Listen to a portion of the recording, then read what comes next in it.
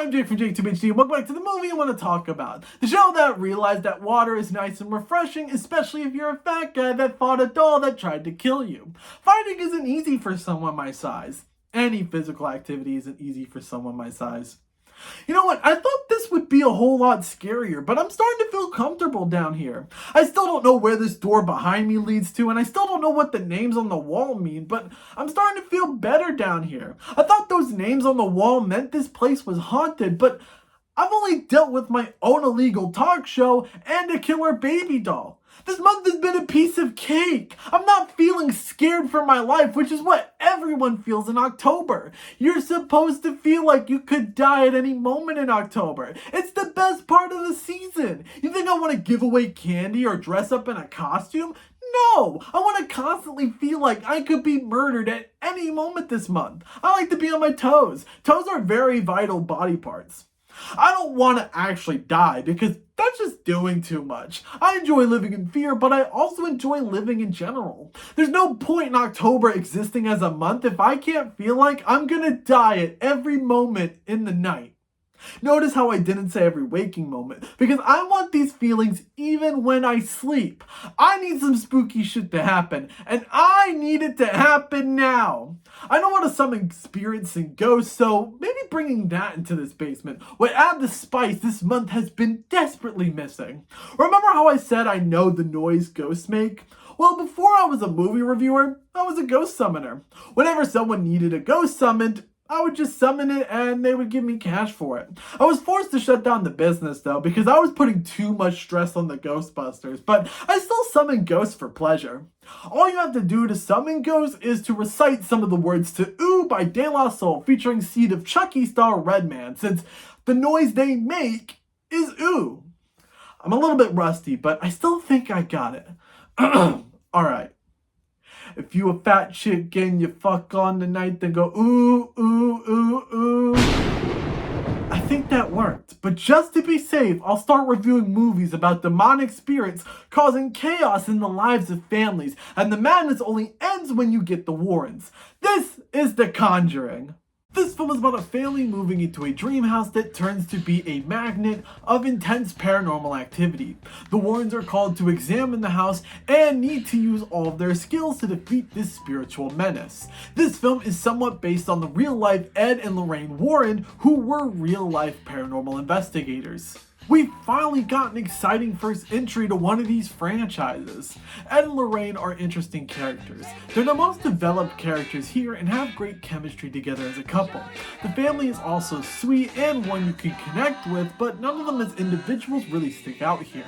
They're just an innocent family for these spirits to attack. You're able to emotionally attach yourself to this family as a unit, allowing you to root for them and feel their emotions through this experience, especially towards the end. The story is very predictable, as you can tell the exact story beats, but you're captivated by the mystery of this spirit and the emotions you feel for both the Warrens and the innocent family. It's nice that you get to spend time with this family before the spirits start showing themselves and messing with the family. I also like that they slowly start showing up over the course of the runtime and start ramping things up closer to the end. This film does a great job of making you scared through suspense. A lot of the scares come from the long amount of suspense that leads into either a jump scare or a fake out. The feeling that kind of suspense leaves you is scarier than any jump scare presented here, as it lets your imagination run wild since you don't know what the suspense is building up to. The fear of the unknown scares you more than what actually happens here. There's some great handheld shots that really immerse you into what this family is experiencing. It's a thrill ride to kick off this universe, but gives you a group of characters to feel and root for. The Conjuring gets a 4 out of 5 dead pigeons. I don't know if me summoning ghosts worked. It usually takes a while for the ghosts to realize that they were summoned, and some ghosts are just lazy, but usually they show up right after I start talking about The Conjuring, since all ghosts love that movie. Hi, my name's Linda. It's so nice to meet ya. Linda? That's right. Glad you know how to memorize names after you hear them. My husband couldn't do that because I made him forget the name of every woman he's ever met. So you're one of the ghosts, and since the name Linda is on that wall, I'm assuming the rest of you are also named on that wall? Glad you know how to put context clues together. Are you the boy who forgot to review something last year? How do you even know that? I don't know what that's about since I can't leave the basement, but I hear it through the grapevine. So I'm assuming the rest of you guys are just gonna show up one by one? You're such a smart boy, unlike my son. He can't score a single soccer goal. It's like I gave birth to a loser. Okay, calling your son a loser will totally get you Mother of the Year. Anyway, let's move on to our next film, which is not Conjuring 2, because this one movie spawned a whole cinematic universe. Our next film is about a killer doll, which is fun after reviewing 8 other films about killer dolls in the last episode. This is Annabelle. This film is about a couple who are happily married and are expecting a child. The husband gives Mia a doll named Annabelle for her collection to cheer her up, but the doll ends up being possessed and is now a sinister presence lurking around the house. Conjuring spawned a cinematic universe of movies since the Annabelle doll was featured in the first Conjuring film. Now there's the average film that Conjuring wasn't. I knew I could find it. Our 2 leads are fine. You are only able to emotionally connect to them because of the baby Mia gives birth to. Besides that, this couple doesn't have too much personality to connect with. You just root for them because you want their baby to live. Any other side character that gets introduced gets just as much development and depth as our leads, which is barely any. We jump straight into the paranormal stuff in this film and don't have too much time to sit with our leads in normal circumstances.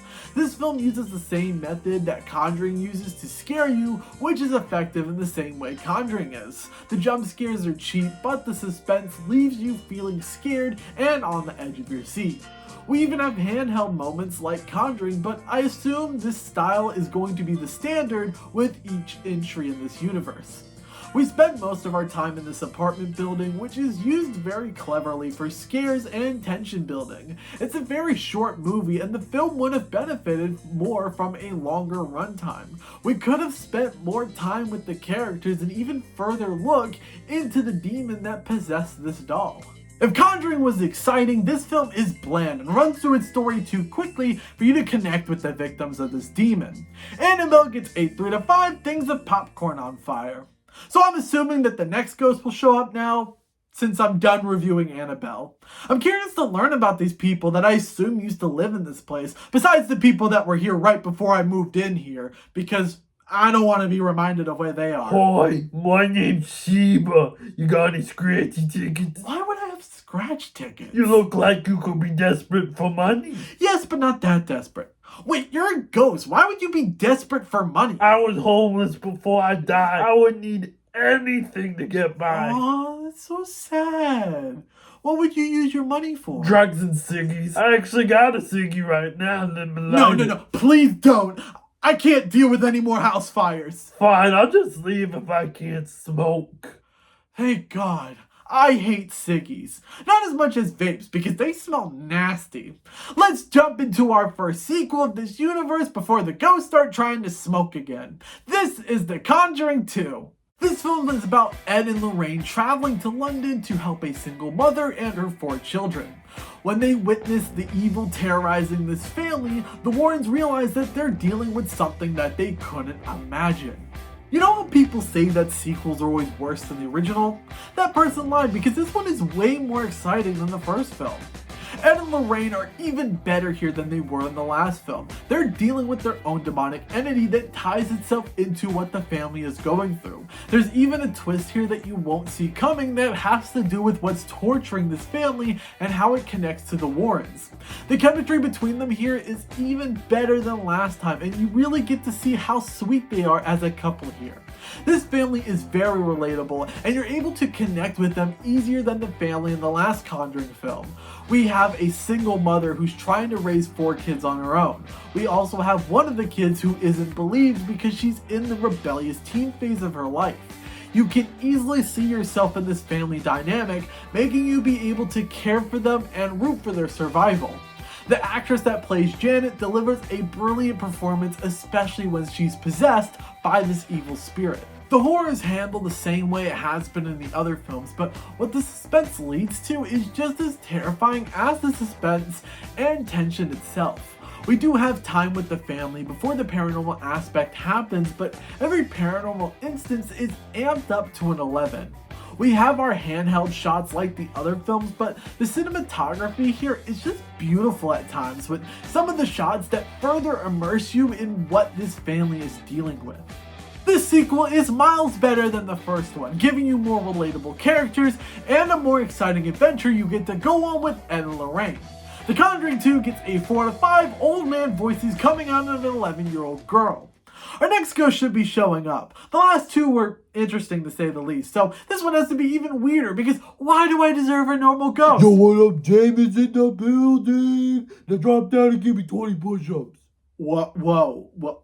First off, this is way too much for a first introduction. Secondly, I thought your name was James. What, are you stupid or something? My name is James S.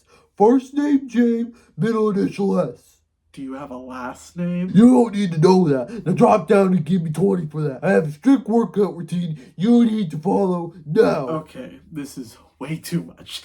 How about I eat a banana after this and we'll call it even? Looking at your belly, that's probably all I'm gonna get out of you, so I'll allow it.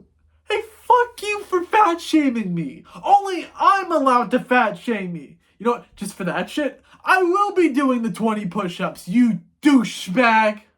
It hurts so much. You don't even do it properly, bro. This is Annabelle creation. This film is about a doll maker and his wife who lost their daughter, welcoming a nun and children from a shuttered orphanage into their house. They end up becoming the target of the doll maker's possessed creation named Annabelle. Conjuring 2 is exciting. This film grounds me back to reality. I keep sounding like a broken record, but I don't care anymore. This sequel doesn't do too much to fix my problems with the first Annabelle. It's slightly better, but by a small margin. We got characters that you can root for as a unit, but don't shine as individuals. The main reason you root for the characters is that the main character being targeted is disabled. Besides her, no one here is really fleshed out. We get a little time to spend with these characters before paranormal stuff begins. The way this film tries to scare you is the same tactic from every other film, which is long suspense leading to a scare, but this movie doesn't do anything new with that formula. There's an intriguing story element with the doll, but nothing on the levels of excitement from a story you get from the main Conjuring films. The movie does get more exciting towards the end once we reach the final act and the climax of the paranormal activity, but the scares leading up to it are very minimal instead of gradually getting grander until they go all out in the end. Although it's slightly more enjoyable than the first Annabelle due to its story elements, it carries the same problems I had with that first film. Annabelle creation gets a 3 out of 5 flying wheelchairs. That last ghost made me do something I fear, which is working out and physical activity. I don't do well doing those two things, it just scares me. Maybe the next ghost won't try to kill me. Hello? Where's the ghost at? Hello, ghosty, where you at? Yo, ghosty, where you at? What's this? Oh, the ghost is named Dan and he's out at the store to get milk. Yeah, that makes sense. Since our fourth ghost is never showing up, I'm just going to review a movie to lighten the mood. This is The Nun. This film is about a priest and a novice being sent to the Vatican to investigate the death of a young nun. They end up confronting an unfathomable force in the form of a demonic nun. It's our second spin-off in this universe due to the nun also being in The Conjuring 2. It's such an interesting concept, but it's filled with so much wasted potential. This film has the most interesting world of the bunch just for how unique it is. We're in a completely new environment than we've ever been in with this franchise, which is refreshing to see something deviate from the established formula of dealing with a family being targeted by these spirits. Our main characters here bring some intrigue, but we don't get to spend a lot of time with them before we jump straight into our story.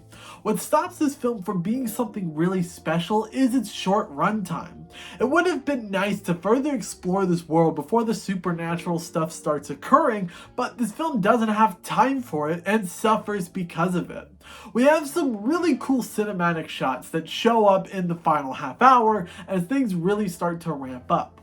We also have some really terrifying tension with scary executions really paying off the long moments of suspense. We are walking on exciting new territory with this franchise, but there's so much untapped potential with this world that doesn't get explored due to a short runtime. The Nun gets a 3 out of 5 bells near gravestones. We had a no-show dad. The next name on the wall is Mom. If the dad ghost is a no-show, then the mom ghost... Hi, sweetie. Nope, we're not doing this. My mom is alive and a very lovely person. I'm not gonna talk to a ghost, potentially mocking my mom or any mom. You may disrespect fathers, but you ain't never disrespecting a mother. I won't stand for it. Not my basement. Yeah, that got a little heated. Let's just do the next movie. This is Annabelle Comes Home. This film is about the Warrens bringing the possessed Annabelle into their home, locked in their room of other artifacts. Annabelle awakens the evil spirits in that room, and they all set their sight on the Warrens' 10-year-old daughter and her friends. We finally have an exciting Annabelle film, and it only took it being related to Ed and Lorraine to get us there.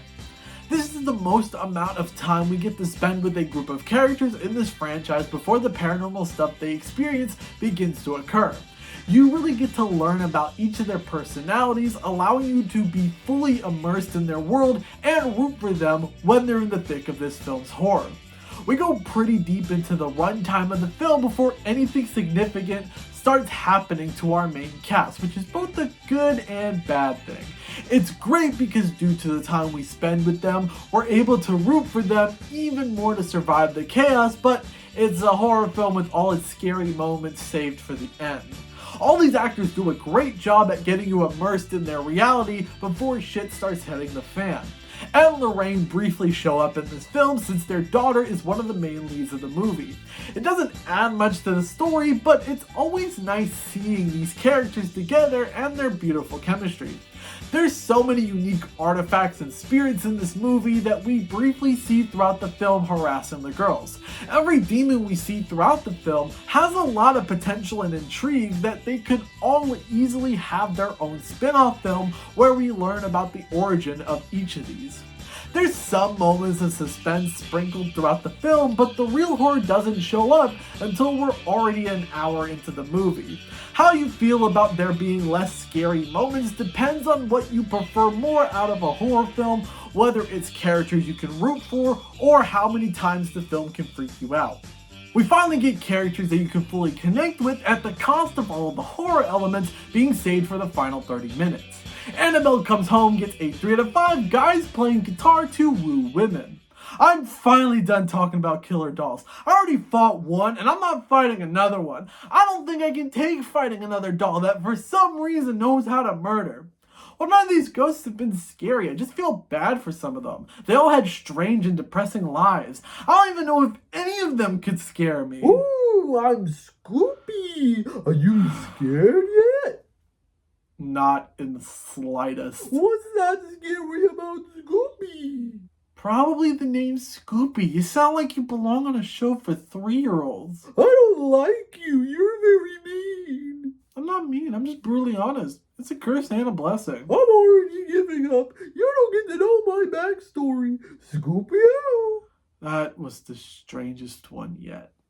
Let's take a look at our last Conjuring film, even though there will be a 4th one next year and a show on Max. This is The Conjuring, The Devil Made Me Do It. This film is about the suspect of a murder claiming demonic possession as his defense in the court case. Ed and Lorraine now have to prove his case and deal with a supernatural inquiry unlike ever before. This film is very similar to Malignant and Mortal Kombat since it was released in both theaters and Max on the same day. Also, this is the last Conjuring film in the episode, but not the last film in general, as the 4th and final film subtitled Last Rites is in production and is releasing next year because these horror franchises continue to have lives after I review them for some reason. The Conjuring films have been the best movies this universe has had to offer, but this one is definitely the weakest of the trilogy. It's not terrible, but definitely is the weakest. Ed and Lorraine have been consistently great characters throughout each of the films they've been in, and that doesn't change here. You really get to see a different side of these characters because of how serious and terrifying the threat is this time around. They're the ones being terrorized more than the family is throughout the runtime. We're thrusted straight into the story of this film and the paranormal activity with a short bit of time to get to know the suspect of this case. You do feel for this character, but this film focuses more on Ed and Lorraine than it does on our suspect and his family, who were originally targeted by this demon before the murder happened. The court case angle is an excellent way to do something new with this formula the franchise has presented, but most of the time it's either in the background of the story or not even in the picture. There is a unique story being told here though, as Ed and Lorraine deal with a curse, which is something they've never tackled before, and that mystery keeps you hooked, but the plot that hooked you in with the murder trial feels more like an afterthought for this film. The tactic used to create the scares is the same as the other two Conjuring films, so I don't need to repeat myself here other than it's just as brilliant as ever. The story that pulled you in isn't the main focus, but if you stay, you'll find a unique story that makes it stand out from the rest of these films. Devil Made Me Do It gets a 3 out of 5 waterbeds. We got our last movie upon us, and this has been an anticlimactic yet intriguing experience. Looks like the dumbest one is next. Fish. What the hell is a fish gonna do? It's a fish! Am I not gonna be talking to a literal fish? How is that even gonna work? Fish can't talk. There is nothing a fish can do that will scare me. I'm so sorry, fish. I'll never underestimate your powers again. I was wrong. I was so very wrong.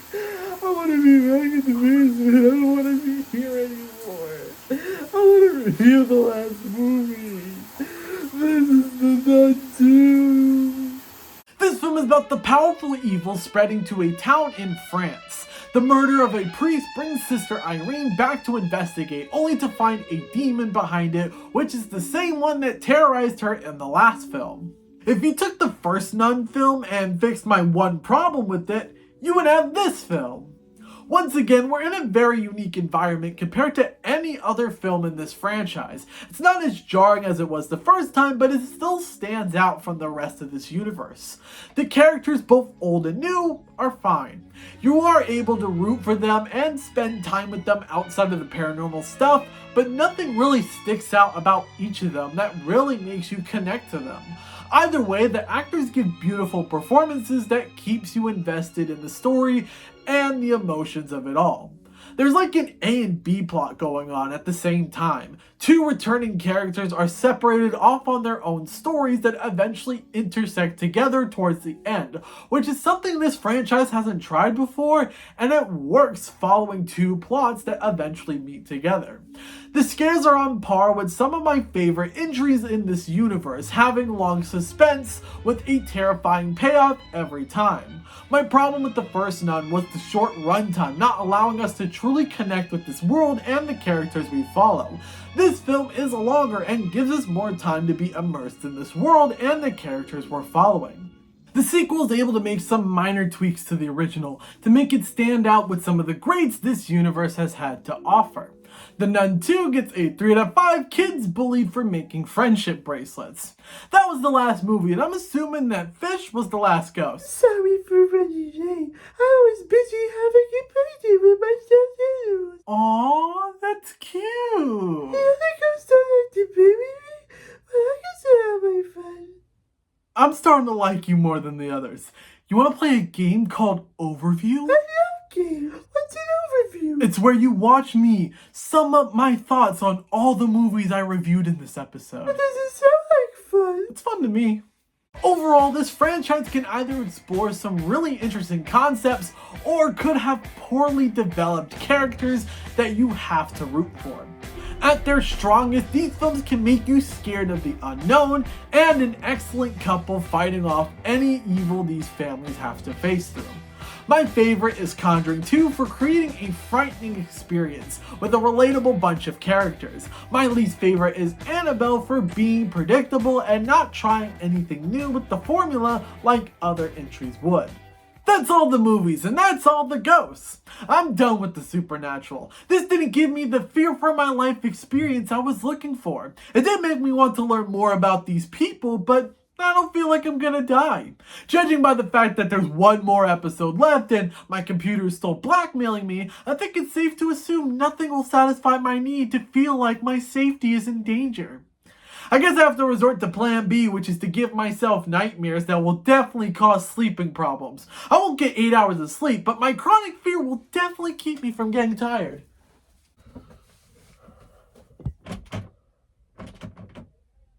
That ain't good. This ain't funny. Why can't I leave? Why can't I leave? Oh God, oh God. Oh, I want the fucking door open. I know I'm not dreaming, so doors can't just magically shut in reality. There's gotta be a reason for this. There's gotta be. The ghosts didn't like how you insulted them, so they locked you in the basement. Some grapevine said you forgot to review something last year, so review that and they'll let you go. What kind of grapevine do ghosts get their information from? So this has been haunting me for a month. And now I can't leave the basement because of the one question I can't figure out the answer to. What did I forget to review last October? Okay, last year I did Final Destination, Scream, Nightmare on Elm Street, and Halloween. What else could I have done last year? Final Destination and Scream have sequels that aren't out yet. Friday vs. Jason I didn't do because I wanted to wait until I reviewed Friday the 13th. Has that always been there? I need to get my vision checked. Or get better glasses because these are garbage. The answer has been right in front of me this whole time. I need to review Friday the 13th to get my computer fixed and leave this basement. How can I be this stupid? Like seriously, I thought I would smarten up by now.